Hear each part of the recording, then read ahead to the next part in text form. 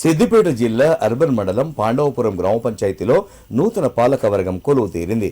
అధికారులు నూతనంగా ఏకగ్రీవంగా ఎన్నికైన సర్పంచ్ అందే శంకర్తో పాటు ఉప సర్పంచ్ వార్డు సభ్యులచే ప్రమాణ స్వీకారం చేయించారు. ఈ సందర్భంగా సర్పంచ్ శంకర్ మాట్లాడారు. పాండవపురం గ్రామ సర్పంచ్గా తనను ఏకగ్రీవంగా ఎన్నుకున్నందుకు గ్రామ ప్రజలకు ధన్యవాదాలు తెలిపారు. గ్రామానికి ఎలాంటి సమస్య ఎదురైనా ముందుండి సమస్య తీర్చేందుకు తన వంతు కృషి చేస్తానని తెలిపారు. మాజీ మంత్రి సిద్దిపేట ఎమ్మెల్యే హరీష్ రావు సహాయ సహకారాలతో గ్రామాన్ని ముందు వరుసలో నిలుపుతున్నానని తెలిపారు.